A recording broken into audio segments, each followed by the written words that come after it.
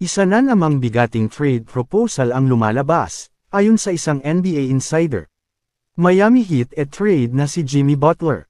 Jimmy Butler pabor sa $179 million trade ng Nuggets. May apat na iniulat na destinasyon na interesadong mapunta ang Miami Heat star na si Jimmy Butler, ang Dallas Mavericks, Houston Rockets, Golden State Warriors, at Phoenix Suns. Bagaman, ito ay maraming nagpagpuna na mayroong maraming kontrobersya sa kanyang interes sa mga organisasyong ito. Ang pinagkasunduan na piraso ng impormasyon ay gusto pa rin ni Butler na makipagkumpetensya para sa isang kampyonato kung siya ay matrade, bagamat spekulasyon pa lang ito. Marami ng mga team ang nagpapakita ng interest sa 6 times All-Star, kabilang ang 2023 NBA champion na Denver Nuggets. Si Kevin O'Connor ng Yahoo Sports na isang NBA insider ay hinulaang ang sumusunod na kalakalan ay maaaring maganap kung ang Nuggets ay kukuha kay Butler. Matatanggap ng Heat si Michael Porter Jr., Zeke Nnaji, Dario Saric, at first-round pick.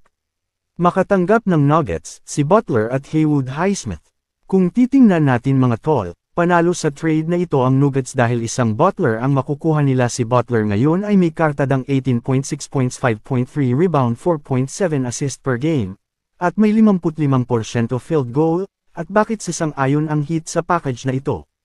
Si Michael Porter Jr., isa sa mga pinakamahusay na show-outers ng NBA, at siya ay 6'10" na may kartadang 19 points, 7.1 rebound, 2.9 assist per game, at 40% sa rainbow area.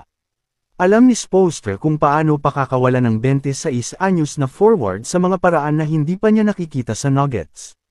Habang ang isang trio nina Tyler Herro, Bam Adebayo, at Porter Jr., ay maaaring gumawa ng ilang ingay sa top-heavy Eastern Conference, hindi ito Big Three na sumisigaw ng championship winning.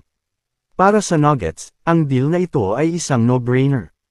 Ang pagkuha ng isa sa mga nangungunang playoff risers ng liga, kahit na sa isang panandaliang pagrenta, ay naglalagay sa kanila bilang ang pinakamalaking katunggali sa reigning champion Boston Celtics.